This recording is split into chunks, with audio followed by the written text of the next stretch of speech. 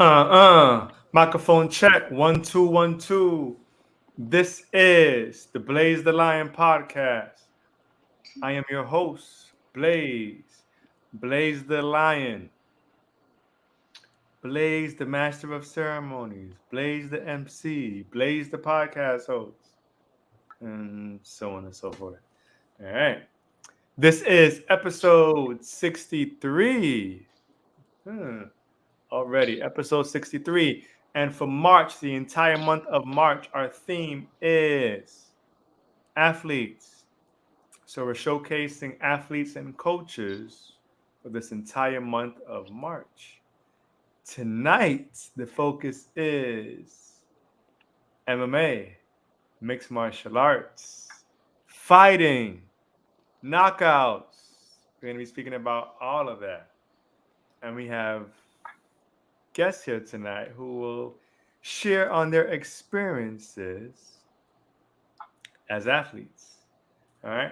I'd like to say big shouts to our sponsor, Star Child Social. If you're looking for a logo, you're looking for website design, just overall branding of your company, of your business, of your baby, right? Yeah, you got to brand yourself. If you're looking to brand your company and take your company to newer heights and to that next level, go to starchildsocial.com and tell them that Blaze sent you. Indeed. If you are listening right now and watching us on YouTube, we are live right now on YouTube on the Blaze the Lion podcast. All right. As we're waiting for more and more people to log on. It's 9 o'clock, people. It's 9 o'clock. All right. Make sure you like this episode. All right. Go to YouTube and like this specific episode, episode 63.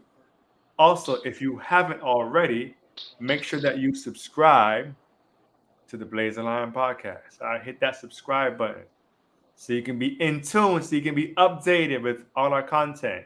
We've been going for over a year now, almost a year and a half. This is season 3. So feel free to go on YouTube or iSquad TV and look at some of the previous episodes, the previous months. We've had vegan chefs. That was in November. We had doctors. I think that was in October, right? We had actors and actresses. That was in August. We had power. We just finished Power Couples, right? For the month of February. We had DJs in January. All right, so on and so forth. So all March is all about the athletes. So tonight, my guests, before I introduce my guests, you can go to, if you're loving the movement and you loving just what this podcast represents, and you'd like to be a monthly contributor, you can go to anchor.fm/Blaze the Lion /support. And you have 3 tiers here from 99 cents a month to $5 a month up to $10 a month. And you can help to plant seeds to help this podcast grow. All right. As appreciation, you get the Blaze the Lion podcast t-shirt, which I'm not wearing today. I wanted to represent some sort of fighting, so I got a bear with some boxing gloves, a little something. All right. So for tonight's guests, they're waiting patiently. Like, can this host stop talking? We're ready. They're ready. They're excited. They're amped. So before I get beat up, here we go. First guest is pro mixed martial arts fighter. I've seen this guy grow for a couple of years now. I've seen him training with American Top Team. I've seen his growth. I've seen some of the wins, some of the ups, and I've also seen some of the downs. But he's committed. He's resilient. He has purpose. And he's humble. Truth be told, when I first met this guest, I didn't like him. I don't know why. I don't know what it was, but I didn't like him. But we judge people in life sometimes, right? Once I actually got to know him, I was like, oh, he's cool. He's a cool dude. So, for our first guest tonight, we have none other than, watch me butcher this name, pro MMA fighter, Christian Ynastrilla. Hey, there we go. No, that was good. That was actually good. There we go. Hey, first try. Man, I was sweating. All right. No, hey, I'm impressed. I'm impressed. That was good. Welcome to the pod. Welcome to the pod. We also have another guest. Uh-huh. Amateur MMA fighter who I'm sure could still beat me up. She's won the MMAF. I'm going to get all these names wrong. She's won the MMAF WMMA Asian Open in 2019 as a strawweight gold medalist. Ooh. And also a strawweight bronze medalist in the World Championships, in 2019, all the way from Malaysia. We have special guest Colleen Augustin.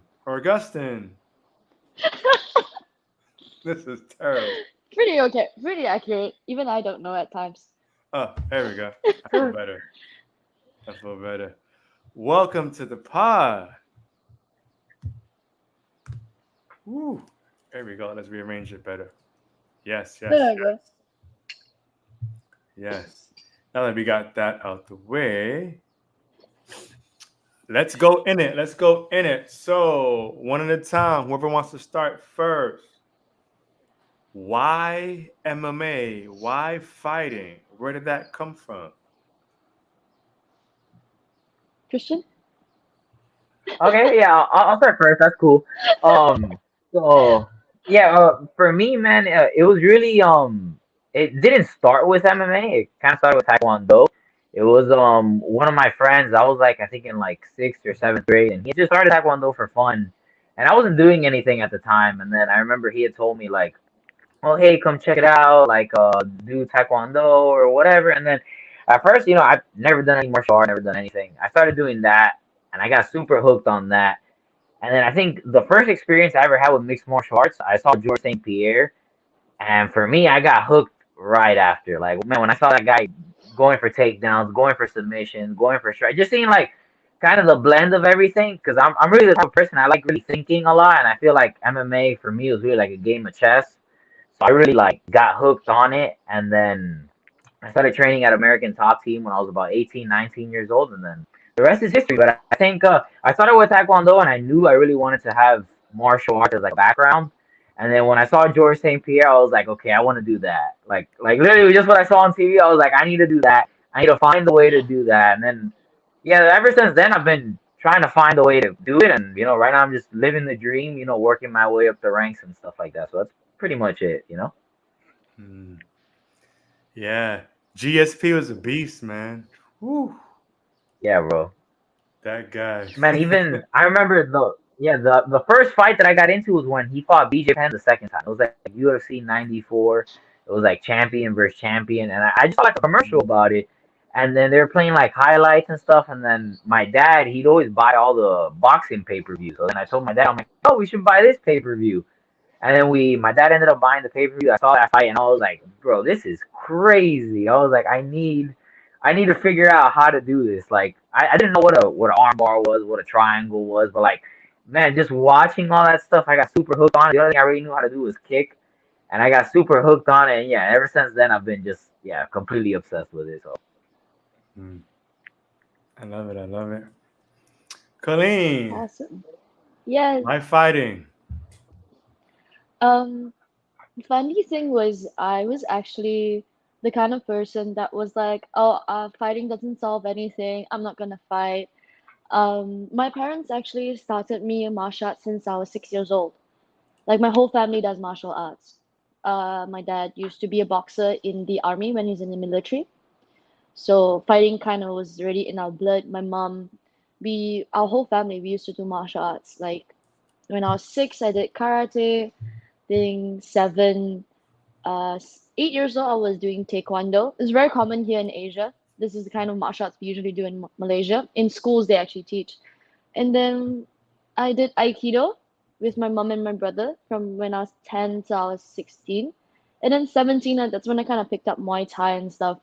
But even when I picked up Muay Thai and Jiu-Jitsu, fighting wasn't really something I thought of doing. I just loved the martial arts so much. I just enjoyed the training, pushing myself and all that. And funnily enough, my Muay Thai coach, Coach Conrado, there was like a Muay Thai fight happening kind of thing, those inter-gym stuff. So there was one, I was like, I think 17, 18 at the time. And he was like, oh, anybody who wants to join this, let me know. You guys have to be training with me for at least 6 months or longer. And if you guys want to, let me know and we do it. And I don't know what divine intervention this was, but we had a full class of like 20 over people, like the whole gym, one whole lineup at the end of class. There's a whole lineup from gym end to gym end. It was full, and coach just looked at me and he was like, Colleen, do you want to go and fight? And I was like 18, 17, 18 at the time, and I was just like, out of everybody in the class, you're asking me. And I don't know what possessed me as well, and I just said, yeah, I'll do it. And from that actually kind of gave me that was just to fight Muay Thai. And MMA wasn't something I thought of doing as well. When after I said yes to that fight, I started prepping and eventually, um, funny enough, we have a local, I don't know if you guys know him, Agilan Tani. He fights in one championship in the welterweight division, if I'm not mistaken. So I was very lucky enough to learn under him and train with him. So he came up to me one day during class and was like, what are you doing here? Because we have a few branch gyms around here. Same gym, but different branches. And I was in the branch where the pro fighters were training.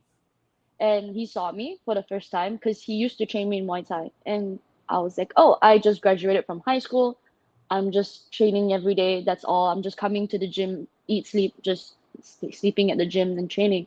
And he was like, you're not doing anything? I was like, no. It's like, why don't you come join the MMA class? Apparently, there was another girl that was coming, but she didn't have a partner. So he said, asked me to join. And I just joined the boys every single morning. And eventually I was like, wow, what is this? This is amazing. Like I told him, I didn't know wrestling at all. He was like, it's fine. And he literally taught me from scratch. Like, okay, you know Muay Thai, you know Jiu-Jitsu. Okay, we'll teach you everything there is to know about MMA. And I just started falling in love with it. I was like, what is this? I have so many things I can use. It's not like Muay Thai where, oh, you strike, that's it.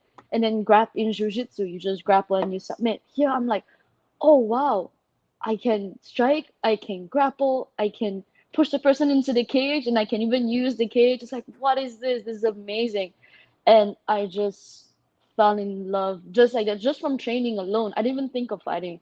Like just from the training alone, it was just amazing. And after my first fight, that was it. I was like, yeah, this is what I want. This is what I want to do. Mhm. Because before this, I was actually a semi-pro obstacle course racer. So I was completely doing a different sport. And then I was like, That sounds cool. for Spartan Race Malaysia. So, because I know you guys have Spartan US, so we had Mm-hmm. Malaysian branch here. So I was competing for the Malaysian branch. So I was doing that, and then when I fought, I was just like, what is this? This is amazing. I want this again. I cannot live without this. I want this again. And that was when I was like, okay, I know what I actually want. This is it. This is it. So walk us through the mindset preparing for a fight, right? that fight week, the week of the fight. As an athlete, well, as a former athlete myself, I'm somewhat moody. I was somewhat moody during the week of a run or the week of an event that I had to compete because I was just trying to train and I was just trying to focus. So for those around you, just walk us through. It's that week leading up to a fight, to your next fight. Um, what is your mindset going into that, Christian? Mhm. Uh, Man, for me, it's pretty bad. I think especially MMA is different from a lot of other sports, just like the weight cutting and stuff. So like, usually like the week of the fight, like it's awesome because you get to compete. Like for me, my favorite part is the day that you get to fight. But like, man, leading up to it, you're hungry, you're thirsty, and then I start. Me personally, I'm a fatty, so I start craving pizza, and that's like I start dreaming about pizza. I start thinking about pizza, but like. I think that's like the main thing. You just get really hungry and stuff like that. Other than that, I get a little bit of anxiety. I'm not gonna lie, because like, you're preparing 2, 3 months, whatever the case may be. You're preparing for like a specific person. So I would say there's definitely a lot of anxiety like the week of the fight. Like even my last fight, it was like my first fight traveling outside of Miami. I fought in Tampa. It's only like 3, 4 hours away, but like just getting out of my comfort zone, out of going home and being like in a hotel and like then you're facing off with the guy and then you're going back to the hotel and it's like 24 more hours until like you get locked in a cage and you fight this guy and stuff like that. So I would say it's a lot of anxiety and it's a lot of mentally preparing yourself to deal with those feelings. And I think like one thing that I used to tell myself is like, oh, the more fights I get, the more fights I get, it'll just leave. And no, it doesn't leave. That feeling never leaves. So I feel like yeah, I've kind of learned how to deal with it better and like understanding that like it's a normal feeling to feel anxious, like and kind of use that to make me be sharper. I think that's the main thing. But like to kind of answer your question, I think for sure, man, anxiety is one of those things that you feel a lot. And I get pretty moody, especially when I fight at 125. Like, man, I get so hungry because I'm usually about like 11, 12 pounds out. So the week of my fights. And man, it's always brutal, like those last pounds, like just getting them off. And like you start daydreaming about food and stuff. But yeah. So yeah, that's always like the worst part. But then when you get to fight, it feels a lot better. Hmm. Colleen, how about you? True. Fight week. Um, I guess from what I can remember from my last MMA fight that I had, it's honestly so long ago, before the pandemic. Um, I think fight week usually I'm quite okay. For some reason with me, fight week I'm completely okay, like my mind is okay, and then I get nervous on the day of the fight. And then before that, it's like, oh, I'm fine. And then the day of the fight, I'm standing there going like, ah, shit. I'm about to step in. But I think fight week, it's more of like, this is when I know like, okay, we're coming closer. And I think from what I can remember last time, I remember, people questioning me like, how do you think you're gonna do and stuff like that. Because my last fight was in in Bahrain for the World Championships. That was my last MMA fight that I had. And I remember people just like asking me like, "Oh, what you gonna do?" and all that. And I remember just being like super focused in a sense, just like, okay, I want everything to go smoothly. I have everything pre-planned for the travel, for everything like that. And of course, the mindset that was just this one I can remember was just I'm the best. I'm the best. I'm going there to show them what I can do. Yes, I'm from somewhere that no one knows that even exists. And I'm gonna be the underdog. I'm gonna be a smaller one. And I was like, it's fine. So what? So I kept kind of like telling myself that in my head as well. Like, you train with guys who are 70, 80 kilos every single day. These are the kind of hits you get every single day. You're going to go there, you're going to fight at 52. It's going to be nothing for you. And so I just kind of kept going with that whole week of that mindset that was just like, you got this, this is yours. You're just there to show them what you can do. Like, because my professor kind of trained me to think like that, where he was like, um, the medal is yours. You're just there to show it to them and take it. So that was kind of the mindset that I was going through. Like, this is yours. This is yours. The cage is yours. This is yours. Like, no one's gonna beat you. No matter what, you're gonna keep fighting till the end. So yeah, Mm. until fight day, then I was with my coach going like, because Coach Conrado has trained me since I was 17. So he's been with me when I cried in the gym from getting frustrated, not being able to get techniques, getting hit till I can't walk, all these kinds of things. So she's been there by my side, and Professor Brunino as well. So I'm very close to these two coaches. So I was kind of like, I remember fight day, I was just going like, coach, coach, coach. I'm very, very nervous. I keep feeling like I need to go to the bathroom. And he'll just be like, it's fine. And, usual anxiety that you always get. Like, I also thought so too. I thought that, after like, so many fights, you get used to this kind of feeling of nervousness that it will go away. And eventually, for me, it kind of did, but only when I stepped into the cage. That was when the anxiety disappeared. But before that, I was just like, this is killing me. For me, how I deal with that is I actually scream before my fight. Because my coaches used to tell me, do whatever you need to do before the fight. You need to punch something, you need to scream, you need to whatever it is you need to do it. Don't give two cares in the world whoever's next to you. So I developed like a routine where before I would step into the cage, I would actually scream. And that actually just relieves my anxiety. And after that I'm just like, oh, okay, I'm ready. You're ready. So we spoke about fight week, right? Leading up to it. Now, give us that visual of in the ring, in the cage, in front of your opponent for that day, for that night. Are you there?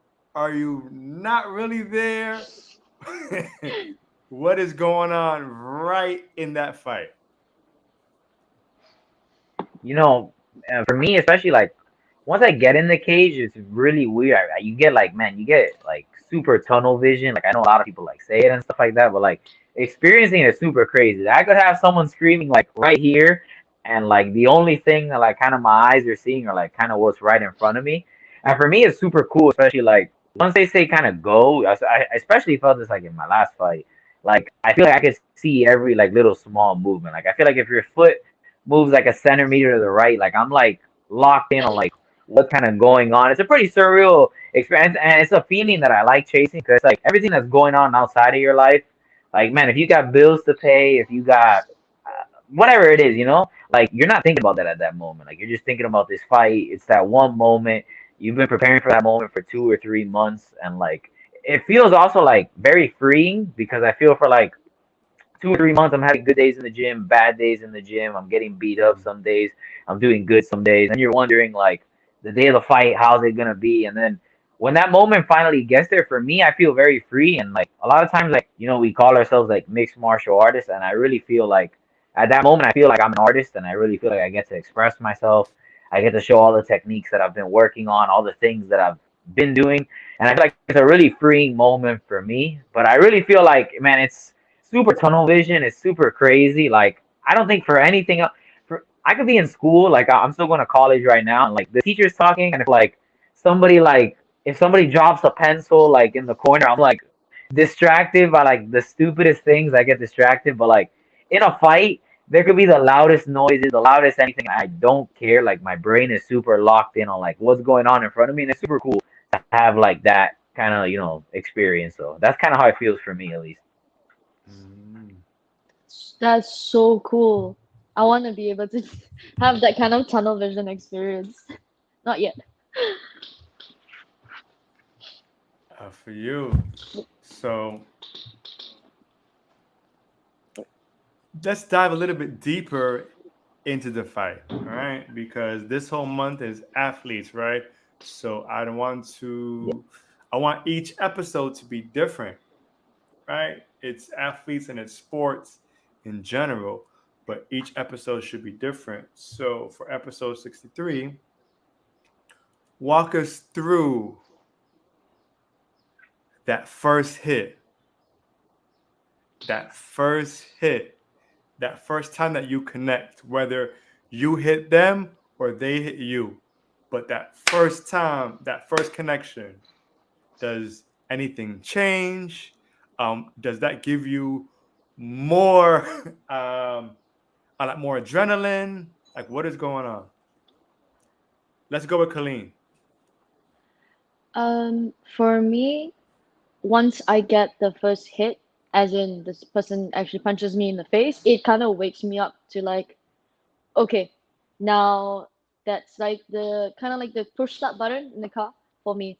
So when I get Mhm. hit, I'm just like, okay, now let's go, let's get it. And that's kind of how I feel. And for if it's the other way around, especially when I realize I've connected like a clean shot, that makes me go like, okay, let's keep going, let's keep the momentum up, and let's just keep pushing. So this is where I'm still learning as well to not get too much of a tunnel vision, especially when I connect, where I go like, ah, yes, I got it, and then I want to keep going, and then that leaves me open to a lot of strikes that I might not see because I'm too tunnel vision to try to put the person on the ground. So it's still a learning process for me. That's why I like to stay amateur, so I get to learn a bit more. But for me, it just changes, especially when the first punch hits my face. I'm just like, okay, I'm here. I'm awake. I'm fully awake now. Let's go. I get this like I don't know in my head. I just go like I just start smiling in my head because I can't smile with my mouthpiece. So in my head, I'm just like, yes, let's go.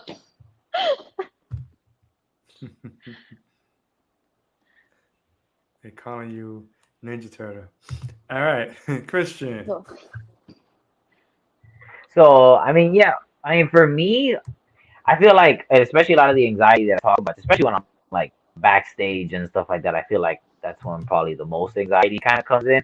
But I feel like, especially once I get inside the cage and I land the first punch, or like the first punch gets landed on me, then I feel like it's just like sparring. So then for me, it's like I feel super at home. Like every feeling of anxiety that has completely gone, I feel like I'm just in a fight, and like, I in the gym, I'm sparring twice a week. I'm in our gym at American Top Team Sunrise, there's always new bodies coming in, so you're always sparring with new people.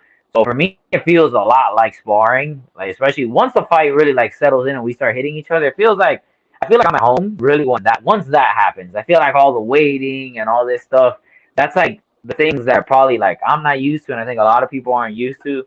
And I think for me, once like I kind of get hit or I land a shot, I feel like I'm at home really. Like I feel like this is what I do and what I've trained myself to do. Like I train 2, 3 times a day every day, and I juggle that with my job. So I feel like this is really just it's my job, it's my passion, it's my career. So I really just feel like I'm at home once here. More, I feel more so at home when I'm hitting them. Maybe a little less at home when they're hitting me, but nonetheless still at home. But yeah, that's pretty much the answer. Yeah, indeed.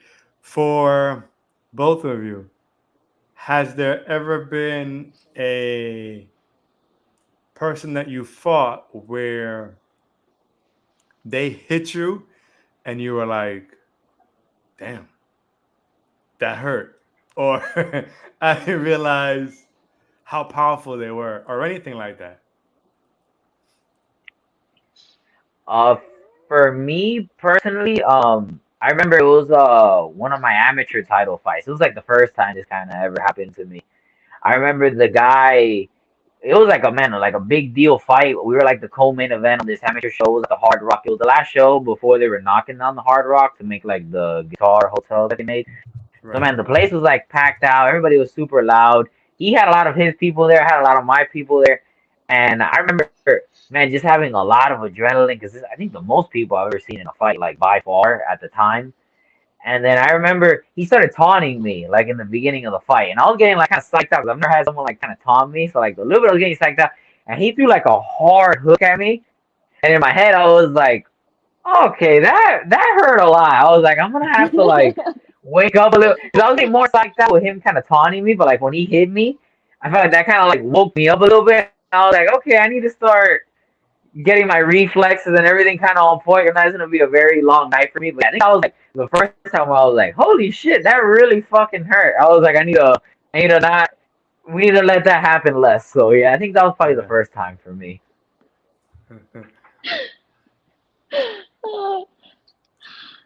And Colleen, has that ever um, happened to you? Yeah. I think I can't remember. I can't remember if I felt any pain at that point. Yeah, I don't. Yeah, I didn't realize. but I had fractured my nose from a Kazakhstan girl punching me in the face. So she landed clean on the nose, and it started bleeding. But I didn't feel anything at the time. But that was when I was like, oh, this is new. I'm bleeding. And like literally like constantly bleeding. And I was like, oh, am I having, sometimes you have sinus while you fight and you have like boogers and stuff. I thought that was it. And then I think I remember I was wearing blue gloves at the time because IMAF we have blue and red uniforms. So I remember wiping off and I was like, just like, don't look down, but I just glanced and I was like, oh, it's red. Oh, I'm bleeding. I think that was the first time I've ever had someone punch me so hard. It didn't hurt, but it actually, like, literally, my nose was just like a faucet. Like, it didn't stop bleeding, and my coaches literally got so worried. Like, that was one of the fights that I was like, that's when I was like, oh, Kazakhstan girls hit really hard. Like, wow. Because, like, it's my first international fight. And I'm like, being exposed to other countries, and I was like, oh, like, I know Kazakh girls are either good wrestlers or boxers, from what I've heard. And when I got to experience it, I was like, oh, wow, that's a lot of blood. And that was just one clean cross, just a clean cross, just a nice clean one, and it just started bleeding nonstop for 2 days. It didn't stop bleeding. I was like, okay, this is new. But I actually was like, oh, this is actually quite interesting. I think, yeah, that's the only one that I've ever felt that. And at the World Championships, I remember this fight vividly because we went 4 rounds. An amateur fight only goes three, but the judges couldn't decide on a decision, so they made us go 4 rounds because they couldn't call a draw because it was a tournament. So they added another round because they were like, we don't know who won. And I think this girl, Swedish girl, and this fight is forever, I think, one of my most memorable fights because I basically fought my clone. Her fighting style was exactly the same as me. So Mm. everything I did, she did the same thing. And it was the most, I would say, the most amazing fight I've ever had. Because I was like, wow, I have a girl right in front of me who is just like her knees hit me to the point that I was internally bruised for days, and I still had to fight 2 more days after that. And I remember her because one, her knees were so sharp that hurt, that really hurt. I could feel it. But not only that, she could pressure me so much. Like she was keeping pace with me for like 2, 3 rounds. And I was like, wow, this is amazing. Having a fighter that's just like keeping pace. Because usually when I fight, uh, I tend to kind of like Thai style, which is I get faster as the rounds go. So I usually go 3 rounds in all my fights. And usually the opponent kind of deteriorates after the first round. Whereas she was going with me at my pace at second round. And I was like, after that fight with her, I was just like, to me, I was like, this is the most amazing fight I've ever had. Mm. Like you killed me. Like I was bruised. My intercostal muscles were badly bruised for a few days, and I was still fighting. I had like my neck was sore because we were clinching all the time, and I was like, wow, this is amazing. Hmm. Yes. So we are in 2022 and we're somewhat still in this pandemic. Whether you're over it or not, in certain aspects, it's still here and it affects different people. It affects people differently and it's different in certain places of the world as well. So with this pandemic, with this COVID season for 2+ years, how has it affected you as a fighter? And has it hurt or helped your fighting career? Uh, for me, I would say both. I think it hurt me a lot in the beginning, but it's made me a lot stronger now. In the beginning, it was really bad because pretty much all started kind of like in 2020. And man, 2020 at the same time was like the biggest year of my fighting career. 'Cause I fought for my first world title. I was essentially one fight away from being on the Dana White Contender Series of the UFC. And at the same time, that's when COVID kind of happened. And then I lost. I lost my jobs. The week of my title fight, my gym shut down. So, and the same time I lost my job the same week too. So like I kind of went from having everything to having nothing, leading into like the biggest fight of my life, and that was super hard. Like that gym was my home. Like it still bothers me talking about it now. I get a little like emotional talking about it sometimes, but like that gym was my home since I was like 18 years old. And the week of like the biggest fight of my life, losing that and then losing my job. So like instead of focusing on the fight, the week of the fight, I'm thinking about like how am I gonna pay for bills? How am I gonna do this? How am I like I have a dog, that like for me he's like my son. I'm like, he has like at that time he was like a little sick too, so I was like wondering like how am I gonna pay for stuff?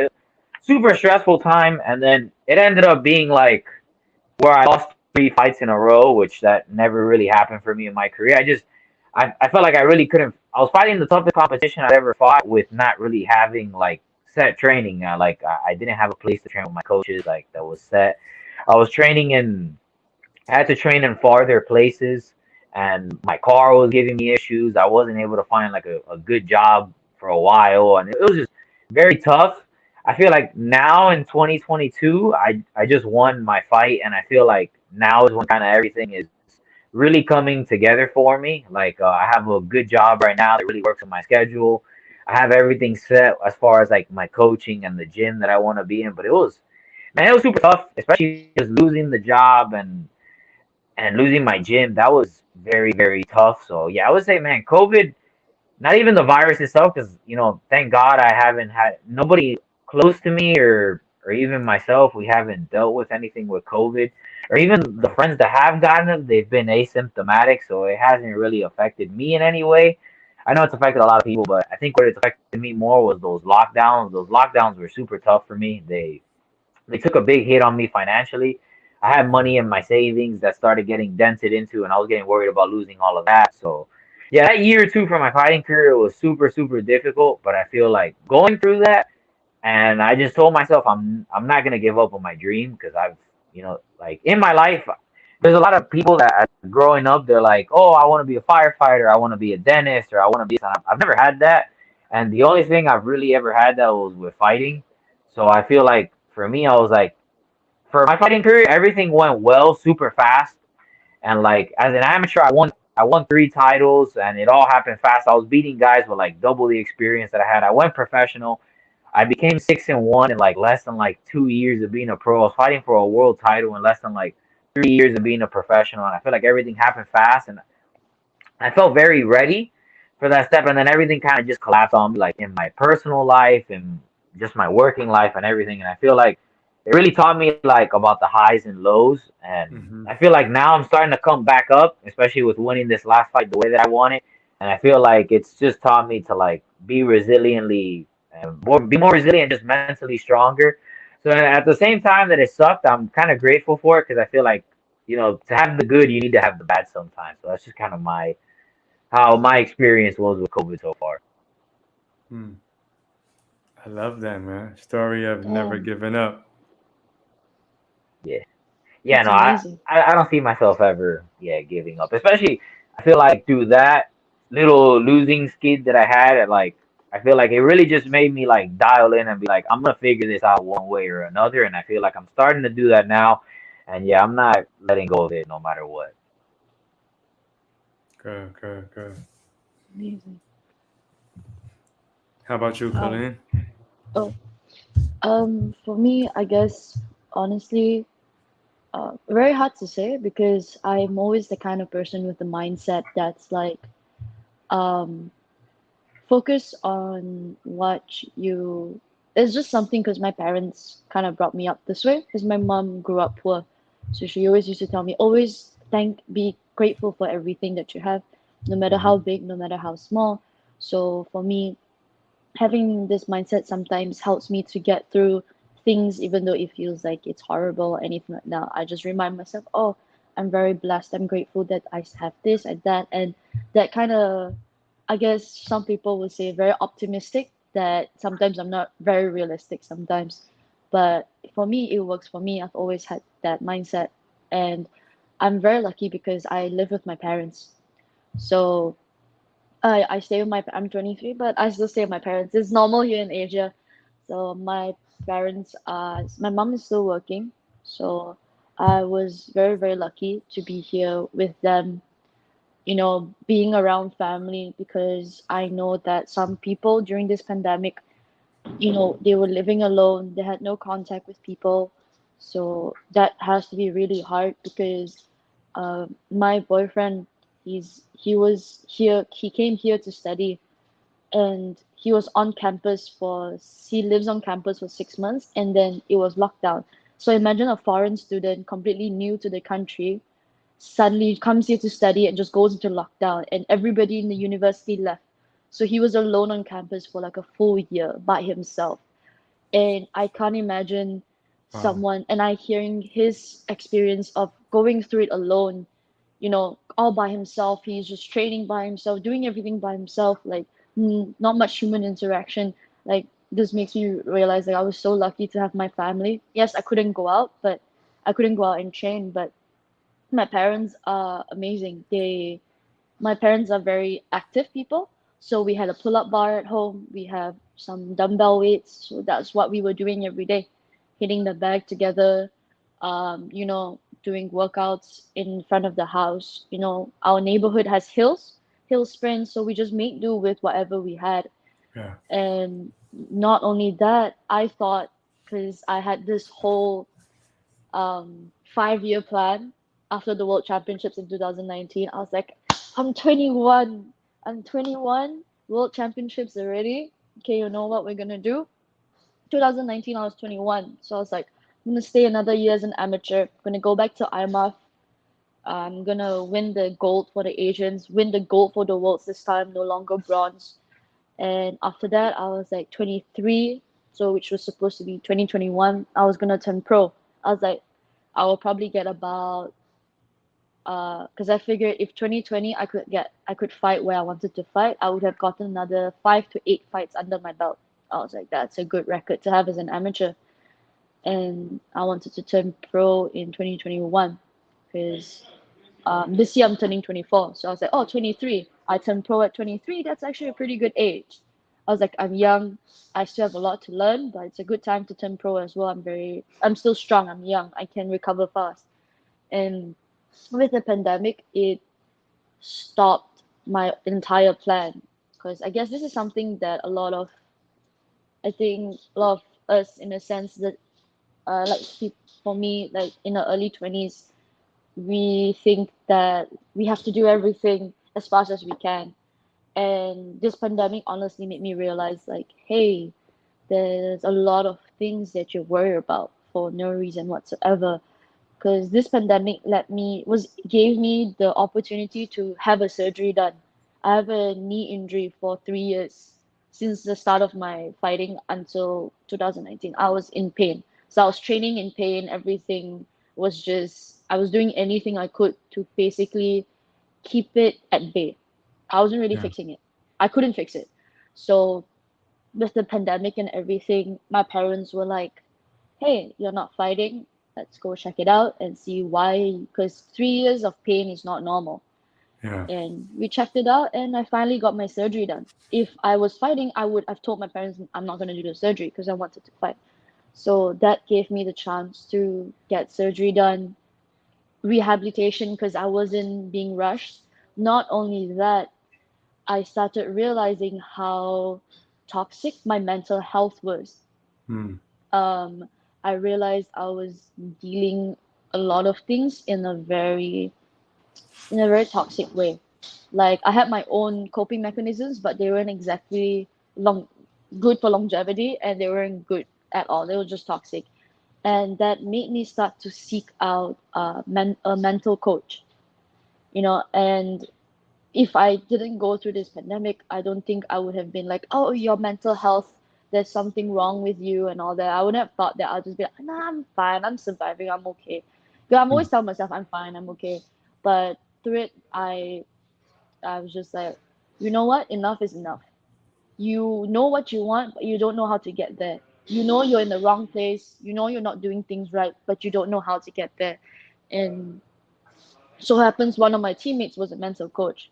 So I approached him and working with him the past, I think it's been nearly 6 months now, has literally like changed my entire perspective when it comes to life, and when it comes to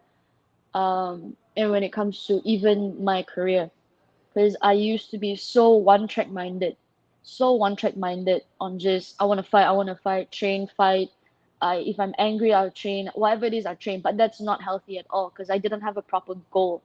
You know, I was fighting with emotion. I was training with emotion because I was always angry all the time. You know, the typical angsty teen. That was me. And he made me realize, like, yo, you need to wake the hell up.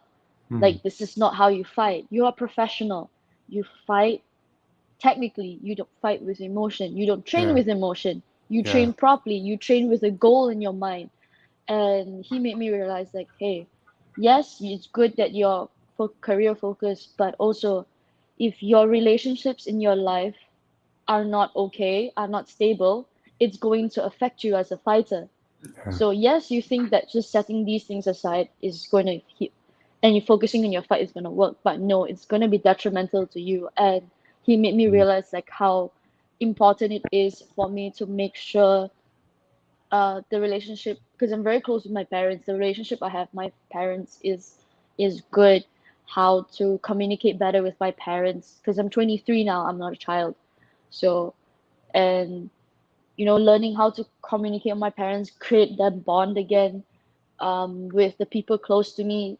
And he even taught me, like, I think this is a thing that everyone learns at one point, but who to keep around me, because I was a That's really, really important. bad at choosing, bad at choosing who to keep around me, especially like when I'm down. Those people are the ones that you should be strong enough to decide on your own, but sometimes when you're vulnerable, having the wrong people around you might just, tear you down and just make you end up doing things that you're not supposed to be doing. Absolutely. So that, yeah, and because of having all this, I realized, like, hey, I know where I want to be. I need to really choose who I hang around with very carefully, because this could kill me or this could save me, and this could help me in my career or whatever it is. Not only that, like, I've never been open to a lot of jobs because, like, you guys know, amateur fighters don't earn money. So I work multiple jobs here and there, part time in a lot of things. And the pandemic, because I couldn't fight, but I still needed to make money. So I was Yeah. finding different ways, and I ended up going into modeling, something I didn't think I'd end up doing. Getting Okay. into modeling to earn money, and that actually ended up creating more connections for me. And that kind of helps my fighting career, because when I fight, people were always like, hey, when are you fighting? I want to come and support. I want to watch it. And that ended up creating so many connections. And I was really lucky as well, because of all this, I have the opportunity to be in a action film, local action film, as a stunt. One of the Because I was a fighter, I'm doing stunts, learning how to do stunts and all these kinds of things. So if I never went through that, I would have been like, no, I'm just gonna focus on fighting and all these kinds of Yeah. things. Even with a spinal injury, I was like, no, I'm gonna focus on fighting. But now with the new mindset I have because of my mental coach, it's like, oh wow, this opportunity is coming. I'm in rehab. I can't fight. Let's do a movie. Let's use your martial arts skills and do stunts during a The movie. different things. So it's Yeah. just, for me, it's been a blessing, as a huge blessing, even though at the time I thought like, oh, this is horrible, but it's a huge blessing because I came out of the pandemic with a completely new mindset, a new understanding of myself, and why I want to fight. No longer I fight because I love it, but why is it that this pushes me to want to be have MMA as my career? Yeah. I love that. You spoke about mental health. You spoke about who you're hanging around with. And you shared that in the midst of the unexpected that life brings us, right? Mm-hmm. That you were able to pivot, right? With your mental code, with the right circle, Mm. you were able to pivot, um, which is wonderful. With that said, in May, we'll be speaking on mental health. So you don't want to miss May's theme. Plug right there. All right. May, we're going into mental health. So, Colleen, Christian, do you know what time it is? Oh, it's Oh, not hitting my It mic up. looks like time that something fell. No, I'm just messing with you. No, it's approximately 9:51 here, but Khalid might have a different time than me, so Live we're gonna have to TV ask right her too. there. No, not that time. Do you know what time it is? I'm gonna leave that one to Khalid. I'm thinking of High School Musical at this point. Hey, there we go. No, no. In the chat, do y'all know what time it is? Question start. Thank you. Color time. Color time. Color time. All right. I'm going to use this in the edit. I'm going to use that clip of my background falling because, wow, live TV. I love it. All right. It is color time. So, this is the portion of the show where either host will give you all a variety of colors. And for each color, you will say what that color means to you. There is no right or wrong answer. So it can be philosophical, it can be spiritual and deep, it can be logical, realistic, it can be funny, it can be a short story, it can be cliche, it can be anything. All right, there is no right or wrong answer, as I mentioned. So, for example, in the past, I've said brown, right? And some guests have said brown reminds them of chocolate or the color of their skin. Other guests have said brown reminds them of poop, of dog poop. Listen. Again, there is no right or wrong answer. It's whatever you see in the moment. So, with that said, Christian is frozen with a sad face on the screen. That should be a meme. Oh damn! I got That should be a frozen. No. meme. You are frozen with a sad face right now. This is funny. Oh god damn it! Uh, all right. So, with that said, are you ready? Let's do Yes. it. I need to feel some excitement. Are Yes. you ready? Let's Yeah. get it on. There we go. There we go. All right. Here we go. This color is for Colleen. Your Hmm. first color is orange. Orange? Interesting. Huh. I'm sorry, orange just made me thought of uh, what my mom said, how colors affect our mood and our emotions.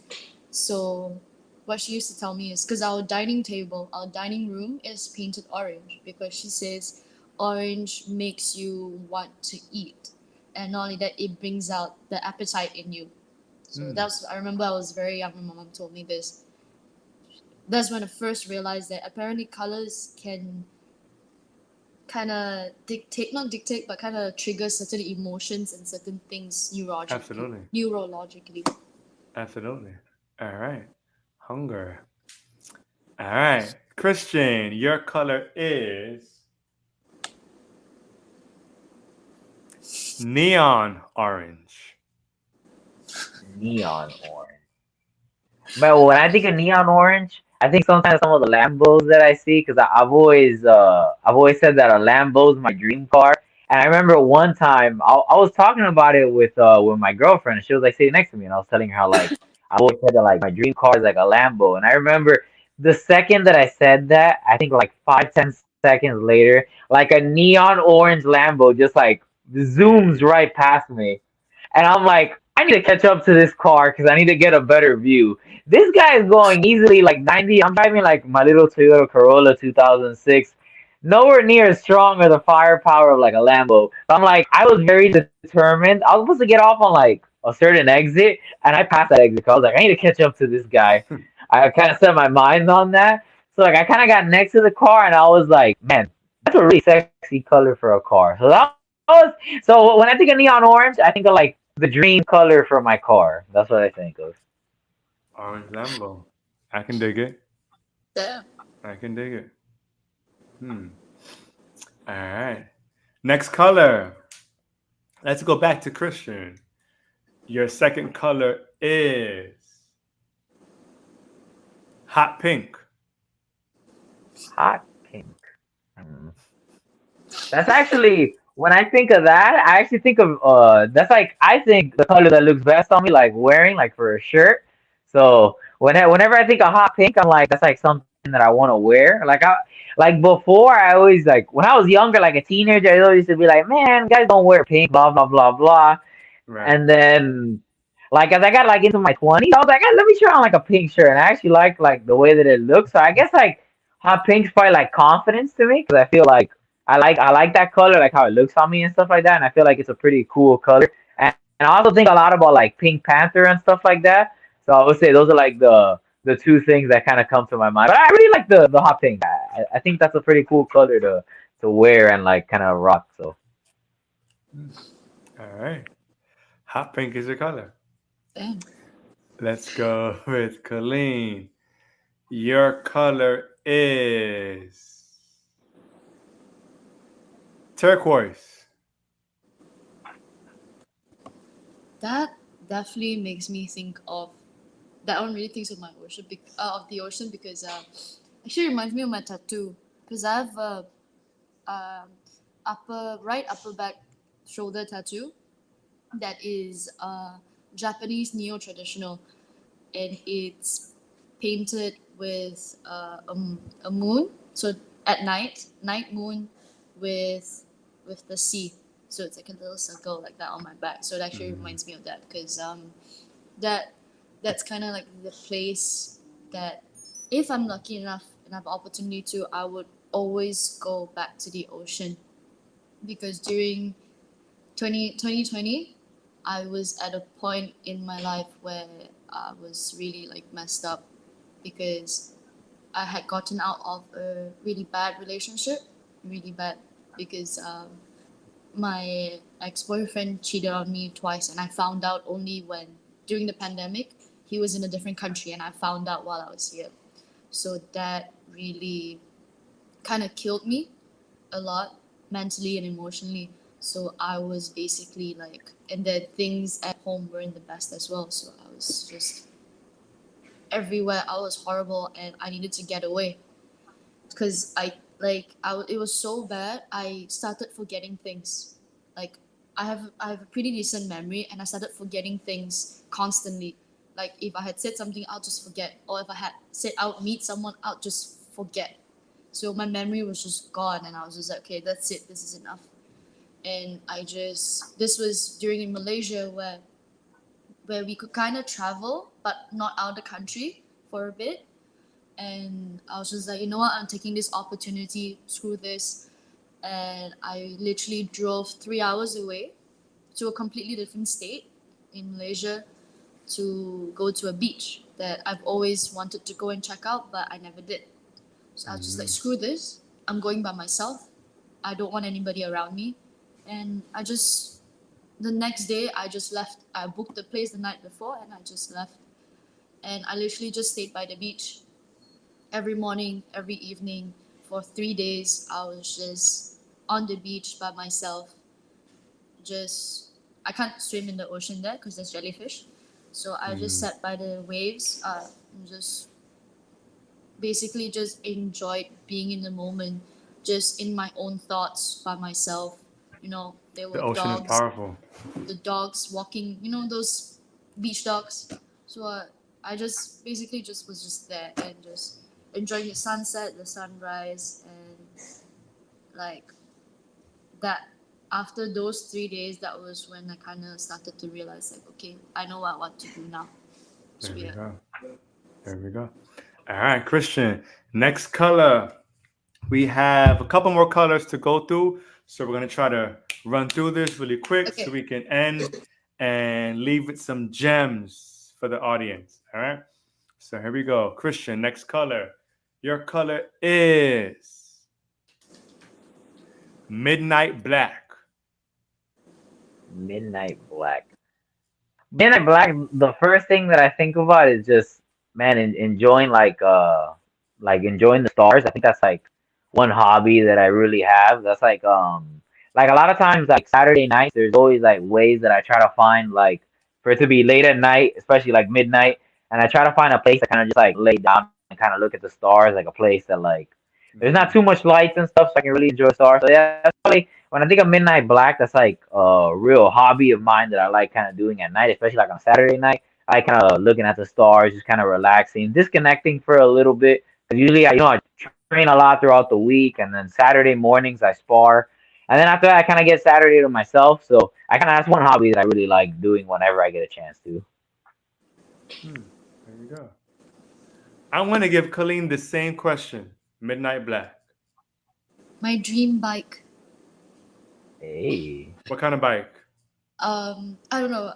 It's not feasible, but I've always imagined myself in the future when I can afford it. Um, Beautiful black sports bike. As a kid, I used to love Ducatis. I don't know why. It's not feasible at all in Asia because, getting parts from Europe is just crazy. But I've always wanted a like 250, 500cc sports bike, just beautiful, full black with maybe like green lining or something like that. Yeah, my dream bike. I can dig it. I can dig it. All right. Next color. Let's make this a little bit more challenging. All right. 'Cause I think you guys are killing it.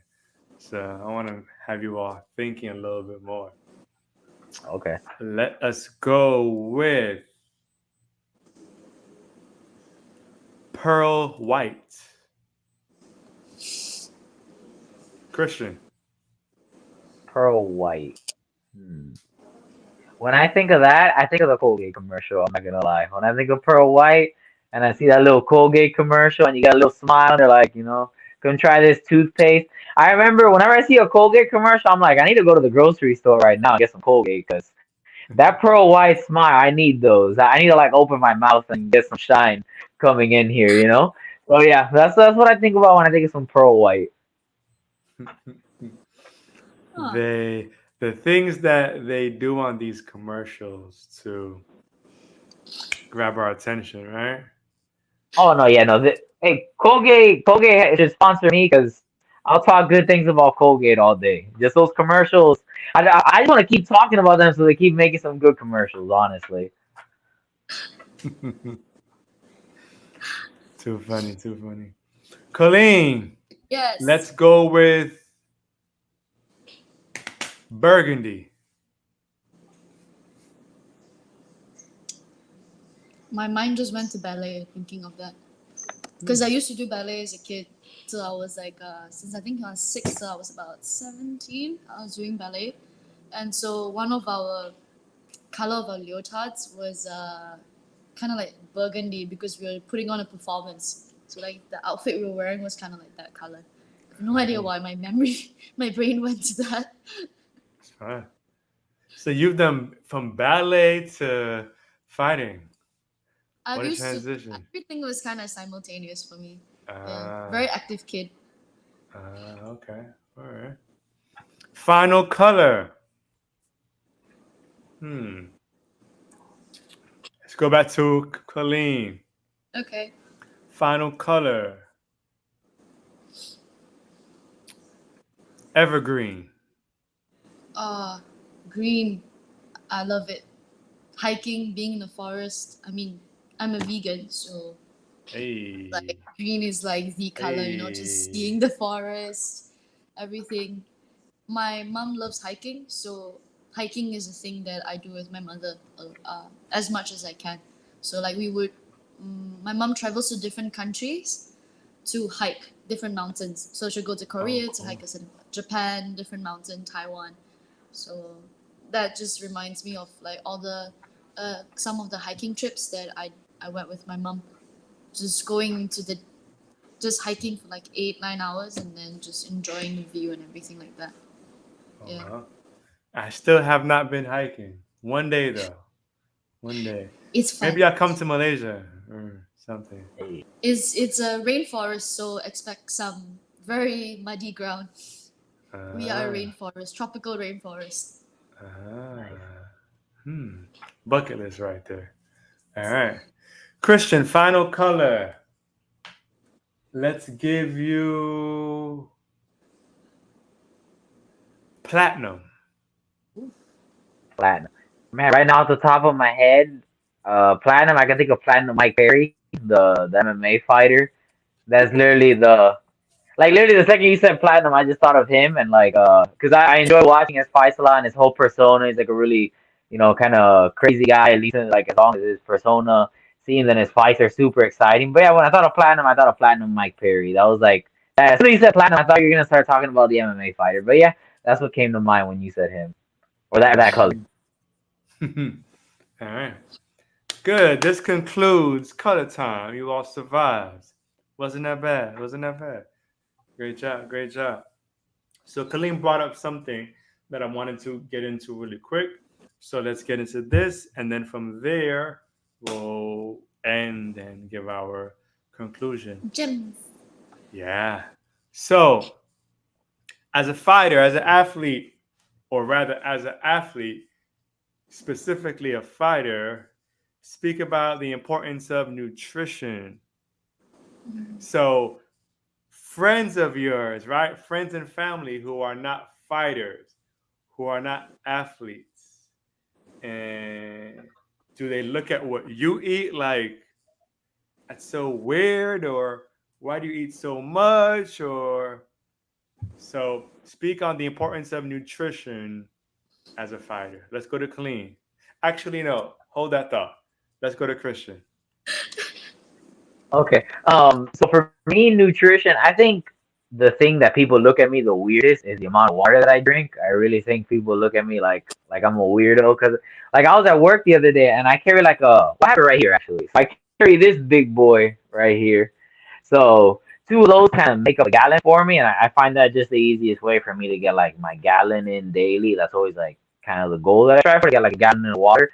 And usually people are like, "Why do you drink so much water? Like, oh, isn't that gonna make you have to like pee a lot or something?" He's like, "I try not to drink that much water because I don't want to like go to the bathroom a lot," which is like, it's kind of a good thing if you are kind of going to the bathroom a lot. But whatever. I feel like people find that weird. My mom, she's like a very Hispanic mom, and she's super into rice. Like my mom, like usually like when you portion stuff out, you're supposed to have your protein, your vegetables, your carbohydrates, stuff like that. My mom believes in carbohydrates like right here, protein like right here, and vegetables right here. So like, especially when I have a fight coming up, I kind of I start cutting off the rice a little bit and stuff like that. And mom is like, "Oh, why don't you eat more rice? Why don't you eat more rice?" I'm like, mom, I don't think it's that good to have that much carbohydrates. And I feel like that's something that she's like doesn't understand. Like she's like, "Oh, rice is one of the healthiest things." That I'm like, not really, Really? not really. So I feel like that's one thing that like she really doesn't understand. Um, Other than that, like the week of the fight, when I'm like I'm doing this thing called water loading. So it'll be like, let's say like 5 days out from like the weigh in, you'll drink like 2 gallons of water, and then you'll progressively like kind of cut down on the amount of water that you drink, and you pretty much cut off sodium. So like I'm eating chicken with no salt, vegetables with no salt, so it really tastes like nothing. Like you could give me chicken and something else, and I can't really tell you that. Like if I had to close my eyes, I wouldn't be able to tell you what it is because the salt kind of makes a big difference. So people look at me pretty weird when I do that. Because if you try my food, you're like, this kind of tastes like nothing and it's not really enjoyable.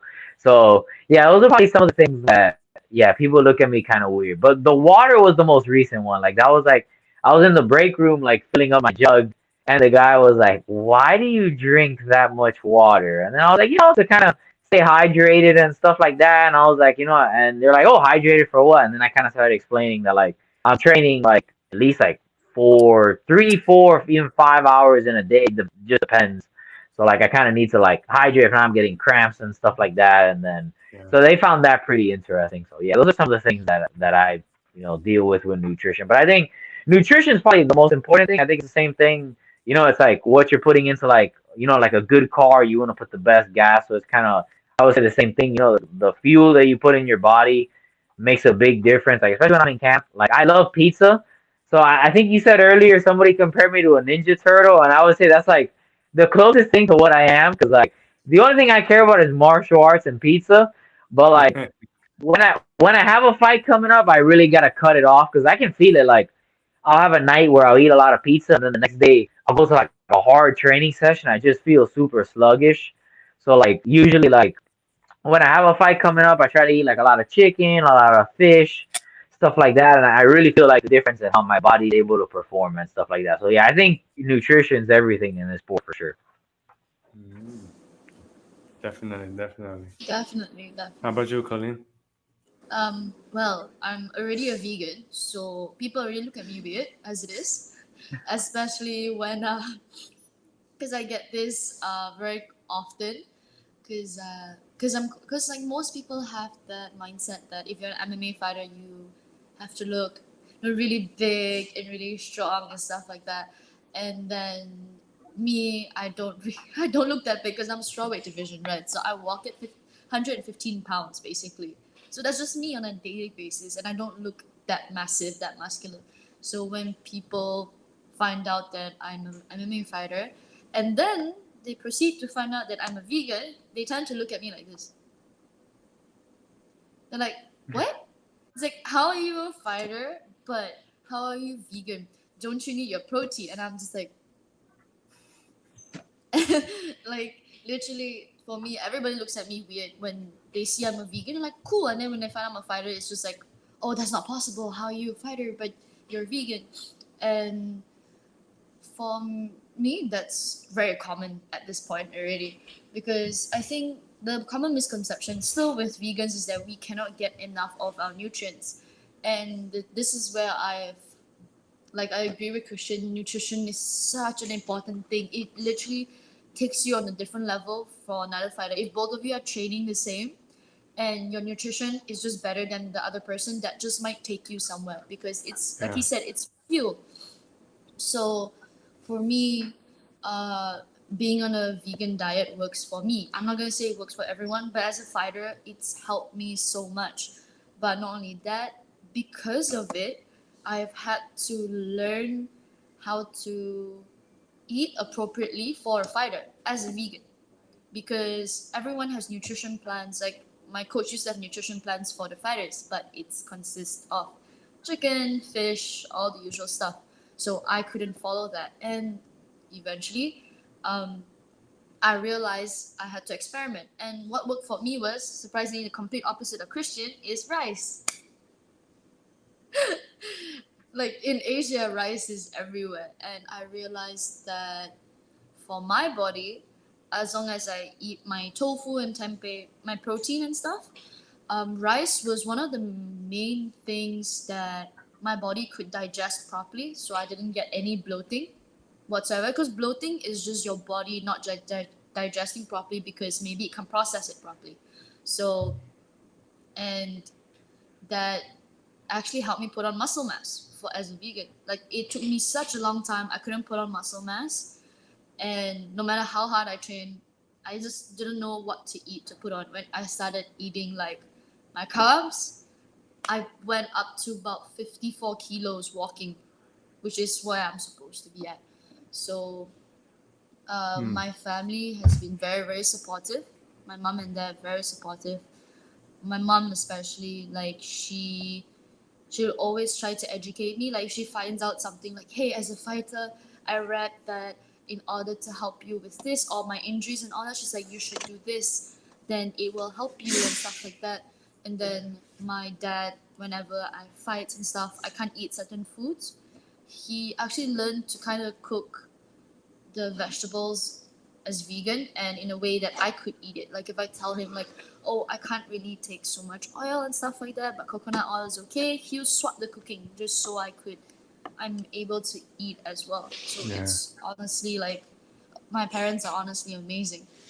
And I guess the only thing is that uh, my friends who see me eat just kind of think like my food is quite plain, especially when fight camp last time when I was able to eat that was just salad bowl. So I made my own salad bowl and it's literally just tons of vegetables, chickpeas, and all that, and some brown rice. And for me, I love eating a salad bowl like that. It's honestly really yummy. And but then my friends would be like, "Why are you eating grass?" Oh, So Yeah. I think that's the only thing. Even my teammates still don't understand because after they eat, they're eating chicken, rice, and all these kinds of things. So, but it works for me, and I felt like amazing because I start to realize what you eat equates to how you feel. So Mm-hmm. if you eat the right foods, you feel good. So now I associate foods with because I used to have bad relationship with food. So now I learn like you want to eat this because it makes you feel good. And I start asking myself, does chocolate make you feel good? Or does it give you a tummy ache? If it gives you a tummy ache, then you probably shouldn't eat it. If I tell myself like I'm craving because I'm on my period and I'm like, okay, just a little bit of dark chocolate, it doesn't give you a tummy ache, it satisfies your cravings. So I start associating food with how do you feel after eating that food? And that Yeah. kind of helps me a lot now as well in terms of Yeah. nutrition. Yeah. Food is emotional, right? So many Mm. times when we're stressed, we'll crave certain foods, whether it be pizza. Pizza is amazing. Listen, amen pizza, to that. pizza. Even as a vegan, I love Vegan me some pizza, pizza. Ah, vegan pizza. pizza and chips and anything with bananas is Ooh. just so amazing to me. But Yeah. so banana anything. Uh, but just like she mentioned, afterwards, I feel the difference. Afterwards, my stomach doesn't feel too good, or Mm. my skin will show me. So if I'm eating bad the next day or a few days later, I'll see the acne start poking Oh. out, or the past injuries that I had, whether it be Mm. my knee or my back, they'll start flaring up. And I'm like, yeah, that's because this past weekend I was eating all sorts of fried food or whatever. So nutrition is fuel, and yes, as a vegan, as excuse me, as a fighter in general, um, food is even more important because that affects your performance, which affects your bag, which affects your stats, and ultimately your career. So I commend you both. Different styles of eating, but your commitment shows, your discipline to eat the right fuel shows your commitment for the sport and for your career. So I commend you because not everybody can do it. There are a lot of food addictions and a lot of emotions that are tied to food. Even me as a trainer, I'm training people to get lean or to get stronger, and I'm guiding them on what foods to eat.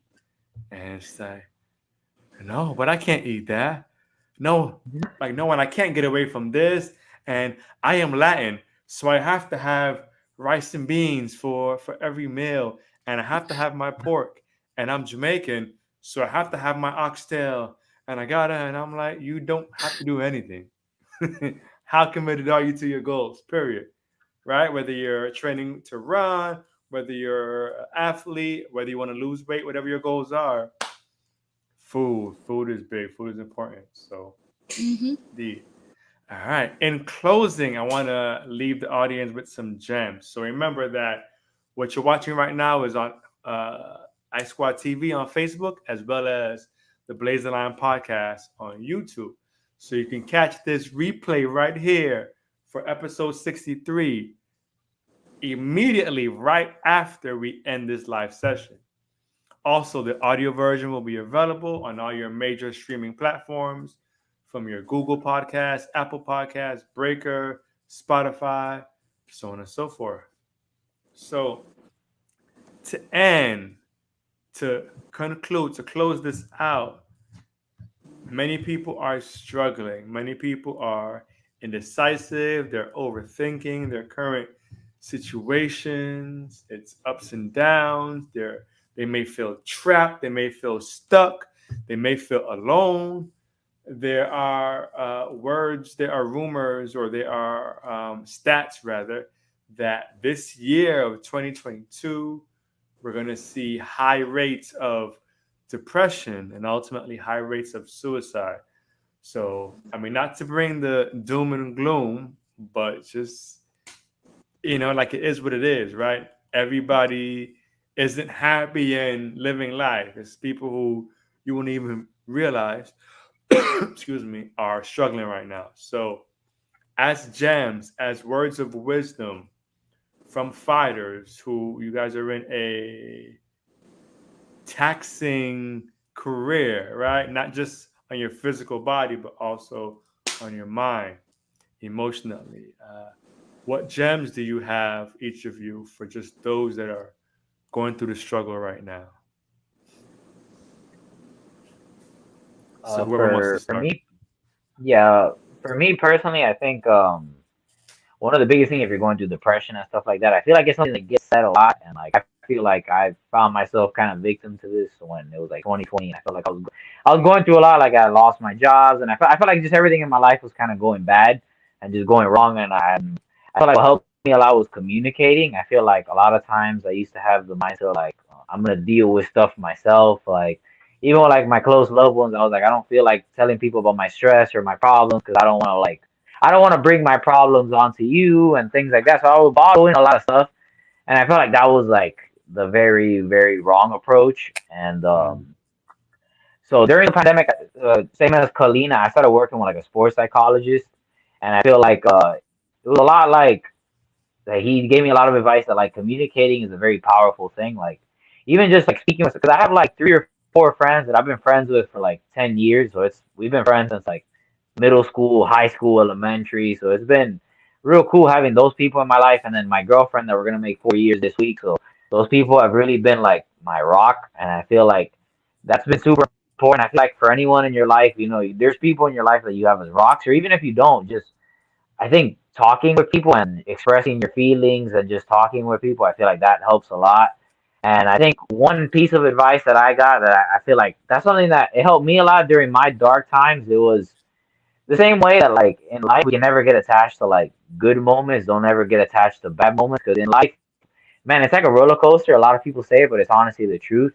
Like we're gonna have good moments, and at the same time, you gotta learn to appreciate that because bad moments are gonna come after. And at the same time, when you have bad moments, don't stay too down. 'Cause at the same time, at the end of that, if you're able to like keep your mind where it needs to be and communicate with people and have people there to pick you up and good people in your life, there's gonna be good moments coming after that.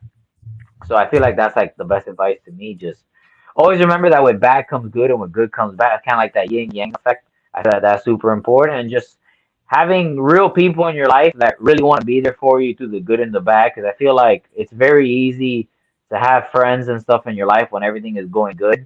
But it's like those people that are there in your life when you're having like the bad that are the most important and the ones that you need to learn to appreciate the most. And those are the people that like kind of can help you kind of through the dark times. So I would say just having a core group of people that you can really express your feelings with is super important. Don't bottle things in, and just also knowing in your mind like that man with every bad time that you have in your life, there's good that's gonna come after. So I would say that's my advice. Absolutely. Absolutely. Everything is a season, right? Everything is a Exactly. Yeah. season. Ain't nothing permanent.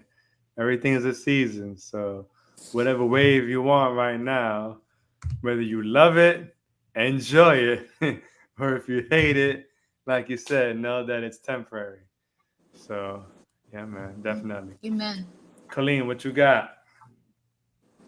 Honestly, Christian said everything that's just really on point. It's amazing because that's exactly what like I believe in as well. So I guess for me, I'll go into the more personal approach, which is because your external surroundings are just as important, and Christian already covered that. So I guess for me, if we talk about because how you speak to yourself in your head is just as important as who you have around you as well. Mm. So if you're telling yourself all these bad things, I used to do that as well when I was a teenager. Um, it did not help get me anywhere. So again, depression is something that, as brutal truth as it is, only you can get out of it. No one can help you. They can support you. People around you is important because they can support you. But in the end, it is you who is going to get yourself out of it.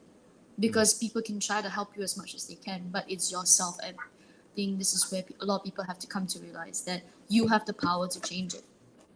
And one of the major things is starting to just change how you think about yourself.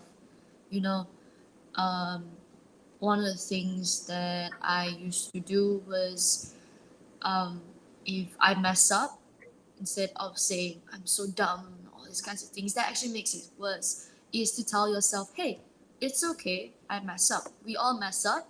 I'm just gonna make sure that it doesn't happen again.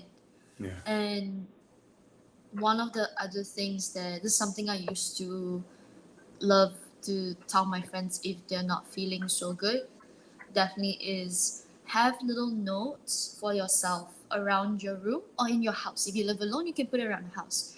If you stay with parents like me, put it in your room where you have a little box of stuff or just randomly around the room that just says like I'm amazing, I am beautiful, I am, all these little things. And you know just reading those things can help you so much in the long run because you slowly build that self-esteem up to believe that you can do anything.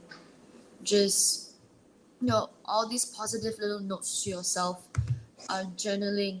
And this is where it's going to be hard, but journaling can help a lot because you start to write down and start to understand why. And this is a good start as well. As I hated journaling, and that's when I started after with my mental coach. That's when I realized how important it was.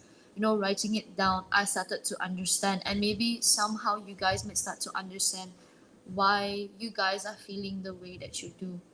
What is the cause of it? Because no one gets into depression for no reason whatsoever. We just don't realize what causes it. And journaling can help where you guys can write down how you feel. Once you write down how you feel, start asking yourself, why do I feel like this? Once you find your why and start to understand what's going on and where it's going wrong, you can start to slowly dissect and eventually, in a sense, cure it. Because if your depression comes from losing a job, it happens especially for those during pandemic right now, losing a job. What is it that you can do right now? Was this in your line of control or was it not? If it wasn't, what can you do about it? So sometimes slowly dissecting these things, these emotions can help you guys a lot. So this is a lot of work, but this is how I went through it as well. I started dissecting, why do I get angry when this happens? I started asking myself why. Is it because of past experiences? Or I realized, hey, it's out of my control. I'm getting angry because it's out of my control. But it's out of my control. And once you guys start writing, these affirmations, these things to understand yourselves better, you're gonna start to realize that once you start slowly understand yourselves better, you're gonna start realizing the triggers that Yeah. make you feel that way. And once you realize the triggers, you'll be like, hey, hold up, I'm feeling like this. Oh wait, I know why. I know why. And you can stop yourselves from even going into that spiral. Because honestly, in the end, only you guys can stop yourselves from spiraling that much. Yeah. Indeed, indeed. You guys said it best on both sides. Absolutely, absolutely. Mental health. We keep touching on mental health in this episode, so I may have to bring this episode back in May, because this is timely. This is definitely timely.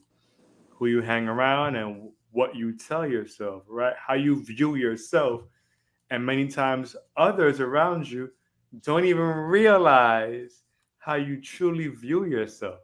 Mm-hmm. But you know that voice in your head that you listen to every day, is it building you up or is it tearing you down? So, Mm-hmm. absolutely. All right. So, thank you all, my lovely guests, for being on the show, episode 63.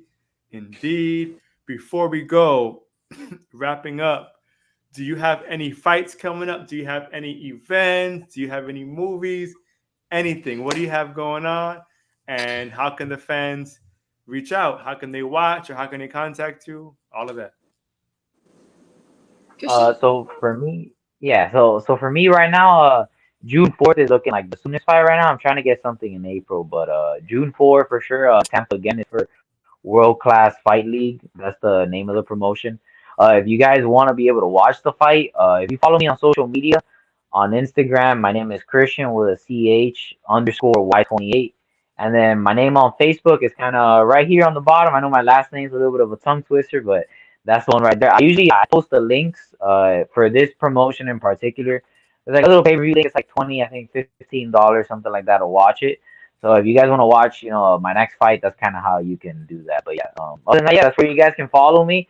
If you guys want to stay up to date on like my training and all the fights I have coming up and stuff like that. So that's pretty much June 4th in Tampa is the next one that we're shooting for right now. Awesome. Awesome. Awesome. For me, you guys can. I don't have any fights coming up right now because I'm still rehabilitating from my spinal injury.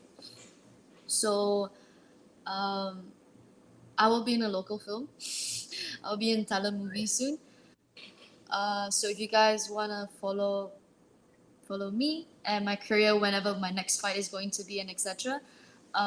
Literally on Instagram, it's Colleen Augustin, just as you see that, and Colleen Augustin MMA.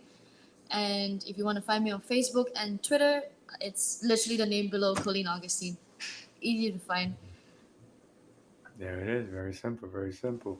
And if you'd like to follow me, my name is also below. Blaze the Lion. Right there. Blaze the Lion. All right. Cool.